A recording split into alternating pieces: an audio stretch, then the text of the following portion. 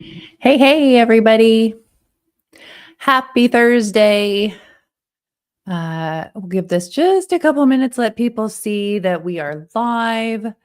Uh, if you are joining us in the live, even if you're here on the replay, tell me in the comments where you are watching from. And we'd love to hear about anything going on in your neck of the woods. I'll be taking questions as well. Our leadership team, our Conservative Ladies leadership team, will be in the chat. I see Leslie's already there. Leslie joining from Republic, Washington. Lenora from Manson. Oh, I love Manson in the summer. And Mary is on our leadership team from Green Acres, so Spokane area. There's been a lot going on today. SEP breaking bolts. I've actually just started digging into something in like the last hour that we're going to dig into today. It is it's Eric. Eric, I just actually pulled those pictures from your X feed, and we're going to take a look at those today too, because that's funny. But I've been looking into something that I tend to go down rabbit hole on, which is hate crimes. So there's a hate crimes thing going on right now in Georgia, and I've gone like way down the rabbit hole with hate crimes in Washington. So I'm going to tell you a little bit about what's going on in Georgia and what it looks like in comparison to Washington, because what's happening could happen anywhere. And I think a lot of people are unaware of how many states actually have hate crime laws and how often they are not just pushed by the Democrats, but also the Republicans. And Georgia's been a Republican trifecta for 20 years. So anyway, we're going to dig into that. But first, I want to share some really good news with you. Several SCOTUS rulings came out this morning, and one of them is in regards to defunding Planned Parenthood. The case is Medina versus Planned Parenthood. Planned Parenthood wanted to sue, I believe it's South Carolina, because they were defunding Planned Parenthood, weren't going to be able to use Planned Parenthood for Medicaid. And the Supreme Court came back and said, no, that's not, we're not going to allow you to do that. Apparently, there's a clause, any qualified provider. And so Planned Parenthood was trying to say, well, we qualify as any qualified provider. Therefore, they can't defund us. But the Supreme Court ruled that you can't sue because of that, and that states do not have to fund Planned Parenthood for their Medicaid recipients. And this is a huge deal, because I think what you're going to see now as a result of this is a lot of red states, hopefully my state where I live in Florida, hopefully we will be defunding Planned Parenthood. This is great for taxpayers who don't want to be funding the things that Planned Parenthood does, which is not just abortions. That's a huge one. And if you watched my interview with the pro-life doc on Tuesday, which not many people did because YouTube throttled the heck out of that. But the mail order abortion pills, mail order abortion pills has just skyrocketed across the country since the Dobbs decision 3 years ago. And that Planned Parenthood is a big part of, I don't know about the mail order, but obviously the birth control, or I keep saying that, the abortion pill is a huge part of what they do. And they're probably one of the leading people in gender denying care. And so this is a huge blow to Planned Parenthood, because I think you're going to see the fallout from this case for Planned Parenthood happen pretty rapidly across red states. So this is a huge win, not just for the unborn, but also for our children who are being, destroyed by cross-sex hormones, wrong sex hormones, puberty blockers, even all the way up to surgeries. And a lot of people aren't aware that Planned Parenthood provides a large part of the curriculum to the government school systems for their comprehensive sexual education programs. And many government schools, including Washington, California, a lot of blue states have specific LGBTQ curriculum, and Planned Parenthood, of course, plays a large part of that as well. So this is a huge win for kids, for the unborn, and of course for taxpayers who shouldn't have to be funding these kinds of procedures and services. So did you guys hear about this? What do you think about this? I know we have, a huge Washington audience, and unfortunately for Washington, I don't think this is going to help you anytime soon. However, I don't know if many people are aware of this.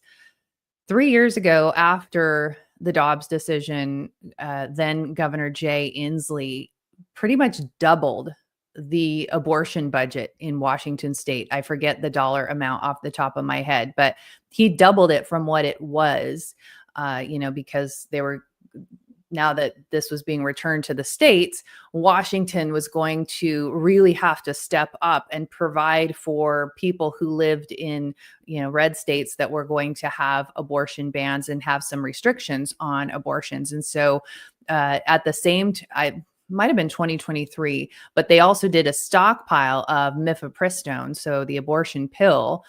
I think that was 2023, because that was a different case when the Supreme Court was looking about potentially not having that be FDA approved. I forget the details on that, but at that time, I think it was the end of 2023, and Jay Inslee and the Democrats. It was quite fascinating. The Democrats fascinate me. They're very strategic. They're very crafty, and it was like the last week of session that the bill for this got dropped in the Senate.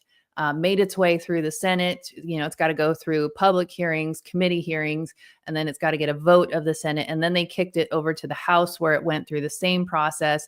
And it went through the House, and like all in the last week of session, which is really unheard of. But, if Democrats want to get something done, they will. And that's what they did. And that cost taxpayers a lot of money as well. Well, this year, 2025, Ferguson, and I don't know if he worked with the Democrats. I don't know how that happened, but it was in the final budget that he signed. They brought the abortion funding, which I would imagine that Planned Parenthood probably gets the bulk of that. They brought it back down to the levels it was at before the Dobbs decision in 2022. So that's kind of a win. I mean, in Washington, you got to take them where you can get them. So that is a win that they did cut that. Of course, you've got the demons are screaming and having a fit over this because they've got to kill the babies. So it'll be interesting to see if they increase that. There's been a lot of pressure on the Democrats and on Bob Ferguson by Planned Parenthood and their allies to increase that funding. I also noticed yesterday the Ohio budget actually has decreased funding for abortions and gender denying care and other LGBTQ services. And so Planned Parenthood had put out this call to action for people in Ohio, asking the Ohio governor, I forget his name offhand, but they wanted people to call him, write him, and ask him to veto the budget because it was cutting back on these things for these protected classes of people. So interesting things going on. You definitely have the blue states going harder on these, what I call just pro-death policies. And that, when I say the pro-death agenda, that encompasses abortion, assisted suicide, what Washington state calls it death with dignity. And then, of course, you have the gender denying care, the child mutilation stuff that they're doing. So I call that the death agenda. And what we see right now with the Trump administration really trying to scale back on all of this crazy, the blue states are going hard in the other direction, and they're really showing just how radical they are. And red states are, you've really got that separation. And one of the things I think that we are going to continue to see, which we have seen over the last, I'll say 5 years since COVID, I think you've really seen, I call it the great sifting of, you've got the more conservative, Republican, right-leaning people looking to go to red states or purple states. A lot of people going to Arizona and, some of these places that are a little bit more moderate. And then you have people, the hardcore leftists that want to be able to put their sons in dresses and gender jack their kids, moving to the blue states where they can do those things. Or, if they like the pro-immigrant, pro-illegal immigrant policies, they're going to these blue states. And so I think you're going to see this great sifting really continue. I was scrolling through Facebook a couple days ago, and I think I saw like 3 of my friends, and not just Facebook friends, but like people I know in real life, that were posting that they're moving out of Washington. And so like the truck is loaded and the house is sold and they're gone. And that's kind of the first I'd heard of it. So I was kind of surprised, but it's really interesting how many people are just like, they're just saying enough. And so I hope if you're one of those people, which I do encourage you to, to do, because I think these places, Washington, California, New York, Colorado, these places they're gone. And they're not going to be able to be saved. So if you stay, you need to know that. You need to know what you're getting into. But if you leave, you have got to engage in the fight. You can't go to a red state and kick up your heels and just enjoy living free. You've got to engage in the fight. Part of why these blue states are gone is because of people like us, and I put myself in the same boat. Is I was just living my life, enjoying being a free American, feeling very blessed. This is great. Somebody else is doing all the things. And little did we know, they were really ruining all of the things. And that was because we weren't paying attention. And it is our duty as citizens to pay attention and to be engaged. So I would encourage you, wherever you land, blue state, red state, please get engaged. I really, our whole focus here at Conservative Ladies of America is to encourage people to be engaged at a local level, because those are the policies that really impact you the most. It's easy to look at the things that are going on at a federal level, at a national level, that the Trump administration is doing. And, because that's the flashy stuff that gets on the news and stuff. It's easy to look at that and get wrapped up in that. But really what impacts you the most is what's happening in your own backyard, at your school board, at your county council, at your city council. So would encourage you to please try to find a way to plug in. You don't have to plug into all the things. Figure out what you're most passionate about. If it's education, attend the school board meetings. If it is illegal immigration or free speech, maybe you need to be keeping an eye on your city council meetings and maybe making a public comment when there's something coming up that you feel very passionate about. But you don't have to do all the things, but you do have to do something. And so I would encourage you to do that. And this is an off-year election, but there are still a lot of elections happening at a local level, and these are critical elections. So please try to find out who is running in your local area that you can support. A lot of city council, a lot of school board races, a lot of these positions are up. And one of the things I've noticed a lot in Washington is that these small races, the Democrats always have a candidate on the ballot for these small races. And the other, there's no moderate, there's no other option but the one radical, usually a radical left Democrat that's on the ballot. The Democrat Party has been very good about and strategizing and cultivating and having a bench of candidates, people that have really no experience, really no business being involved in being elected leaders, being lawmakers, but they have managed to get them elected, and they groom them, and they, with the policies that they want to get passed. And so it's really important for us, as I'm going to just say common sense citizens, to consider running for one of these positions. If there's a position open on your ballot, don't just leave it open. At least throw your name on the ballot. Obviously, it's too late for 2025, but just food for thought, something to something to think about. Okay, so I want to talk about the hate crime thing that is going on in Atlanta, Georgia. We had our weekly conservative roundtable meeting this afternoon, and one of our participants, John, hey, shout out to John if you're watching. John is a blue state refugee who now lives in Arizona, and he mentioned this this story, and I briefly heard about it on X, I think today or yesterday, but it was about pride flags being desecrated, being destroyed, and these kids were going to be charged with a hate crime potentially. And so I started looking it up during our meeting today, and it referred to the legislation in Georgia from 2020. And of course, I see I see legislation, and then I've got to go track down the bill and, want to know what's in the bill and what potentially does that legislation mean. And I was kind of surprised, a little bit surprised, that Georgia has a hate crime law. But in all of my rabbit holes on hate crimes, almost every state has some kind of hate crime laws, including Florida. We have hate crime laws here in Florida.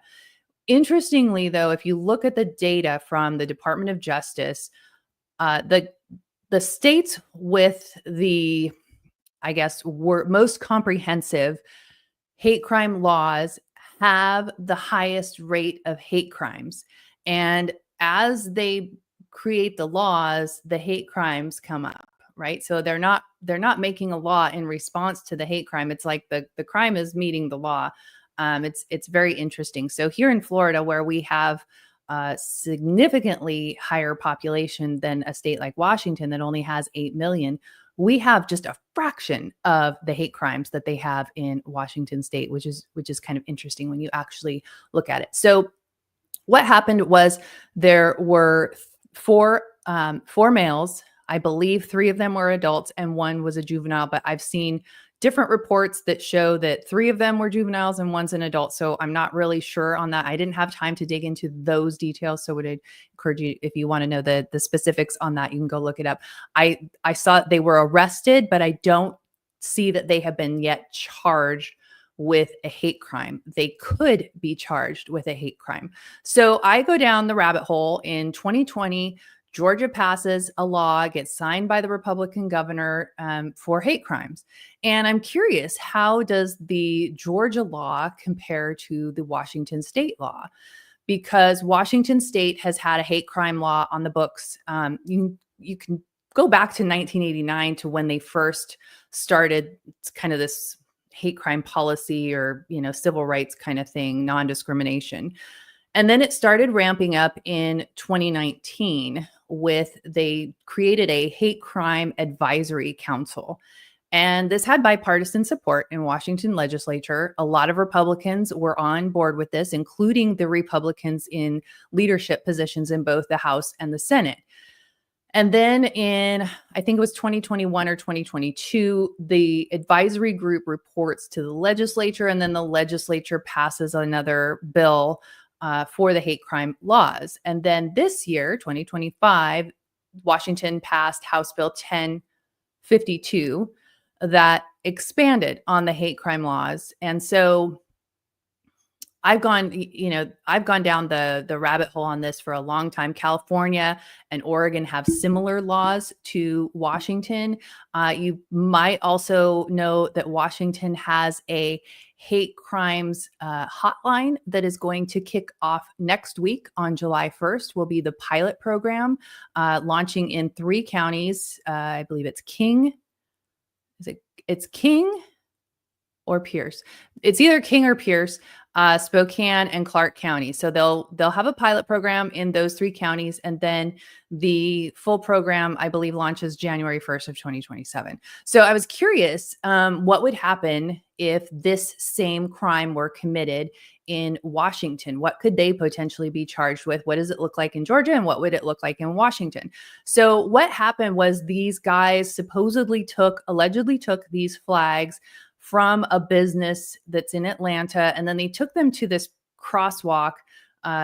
Like all 4 crosswalks in this intersection have pride flag painted in the crosswalk. And so they brought these flags there, they kind of cut them up, And I don't think they burned them. I don't know if they threw them in the intersection or what exactly happened there, but they were tracked down by the police at 1:30 in the morning on Tuesday. Police arrest them, and now they could potentially be charged with a hate crime. So the hate crime law in, let me get this up here.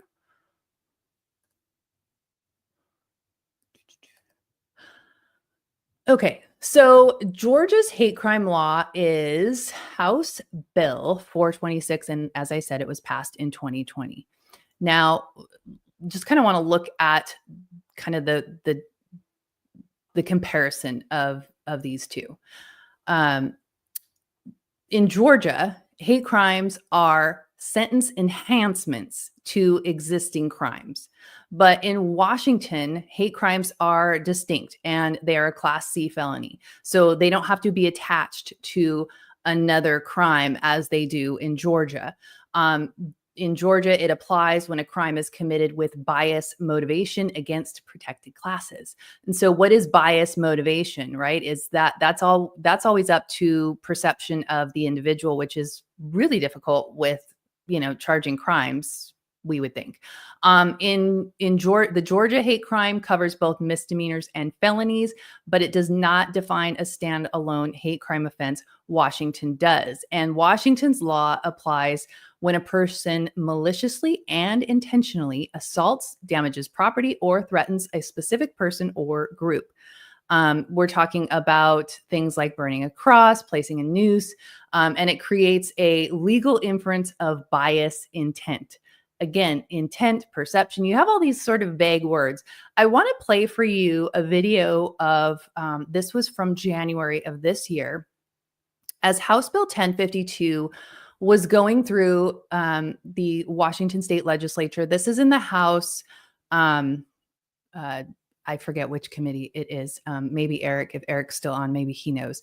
But this is Representative Dan Griffey asking the prime sponsor of the bill. She had been presenting the bill. And so he asks her, if someone is to come on my property and burn my American flag, is that a hate crime? And I think this is really interesting. I've posted this video before, but I'm going to play it for you again because I think it applies to what we are talking about.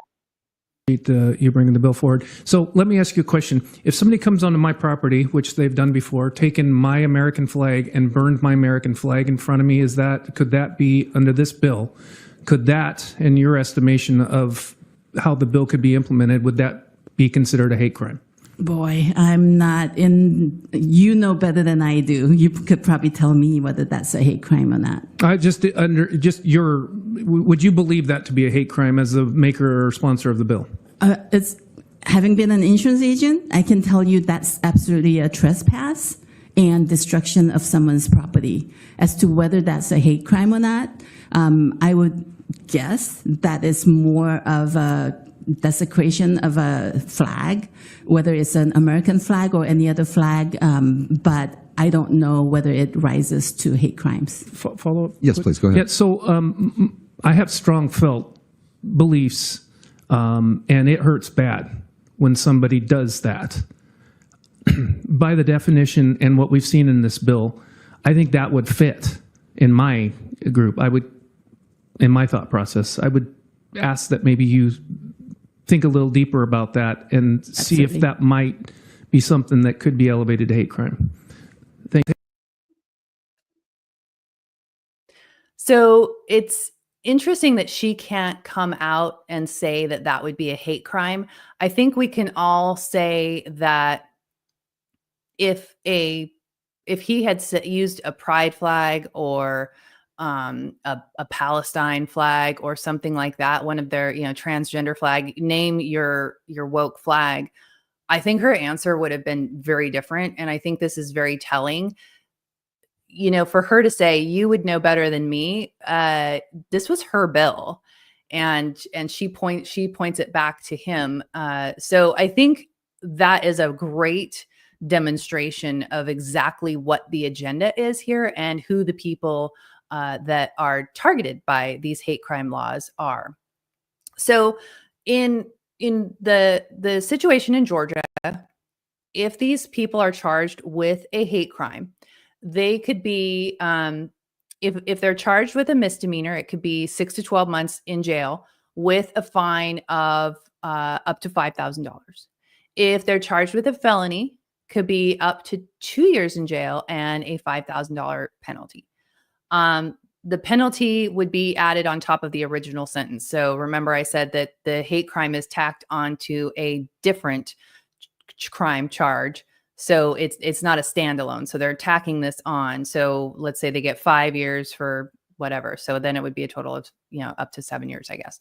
So whereas in Washington, a hate crime is a Class C felony with up to 5 years in prison and a $10,000 fine. So we think this sounds really bad for the people in Georgia, with potentially looking at 2 years in jail, $5,000 fine. If you are in Washington and you did the same thing, let's say you're a parent in Washington and your teenage child goes out in the night, because sometimes teenagers do that, even when they have good parents, and the parents don't know, and they're out there at night and they're doing something like this, and your child could be faced with $10,000 or 5 years in jail in the state of Washington. So this is insane. Washington is also different from the Georgia law in that it explicitly includes gender expression or identity. Georgia's law does not have that. Washington does. So that's an extra little added thing. Of course, no surprise there in Washington. But I think this is something that's very scary. When you look at Georgia having a Republican trifecta, and we see how the courts have really been captured by the left, and so would a judge potentially use this to teach these people, these kids, these boys a lesson? It's very scary. And one of the other differences between Washington and Georgia is that Washington doesn't have to be proven quite to the extent that Georgia does. And the change that they made to expand Washington's hate crime law this year was they added a person is guilty of a hate crime in whole or in part. The or in part is new to the Washington hate crime law. So they've expanded it to, like, if you just were a little bit of a hate crime, that you could be punished for that. So this is very scary. These are good conversations for parents to have with their children about these kinds of things, because while it might seem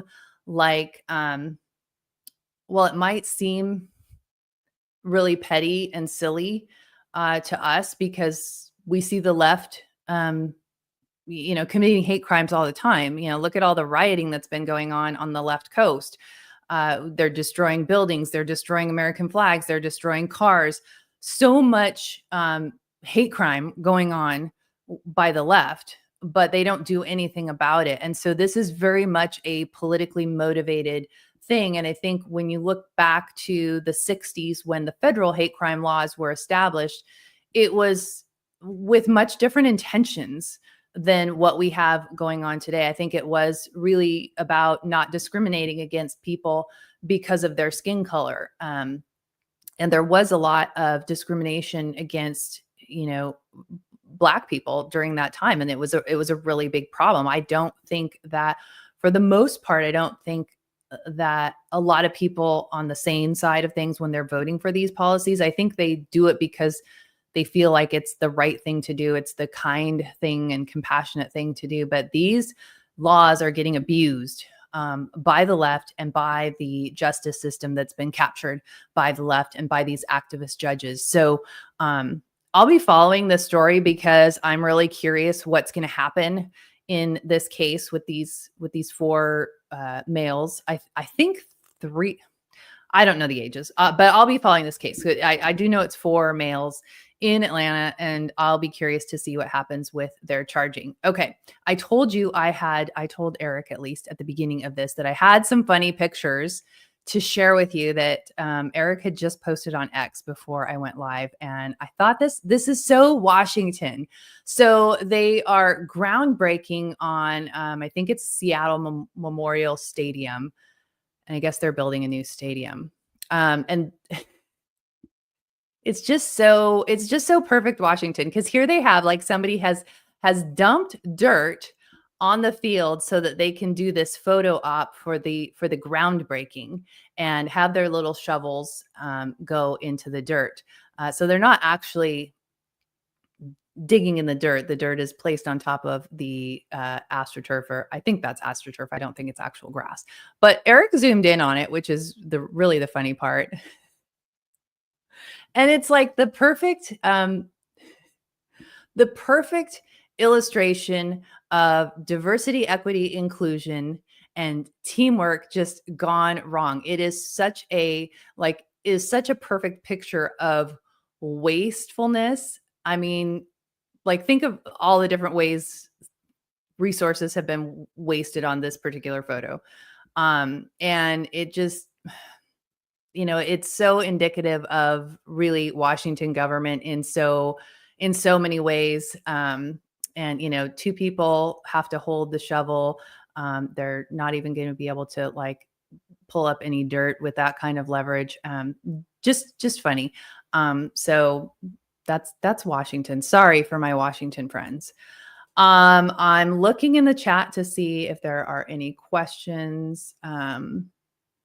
Hey, Maddie B, it's good to see you. Last week was my first week back after like a month, so you haven't missed a whole lot. Let's see what TZ is asking. How is that desecrating a gay flag a crime, but not exactly? I mean, that's what I was talking about. So I don't. I mean, I think I know it's really a rhetorical question. And I think it's important I'm glad that Representative Griffey asked that question and went on the record with that question. And I think those are the things that we need to be consistently throwing back at the left, throwing back at the media. You look at, I know in Seattle, Antifa was burning some American flags a week or two ago when they were, destroying the federal building in Seattle.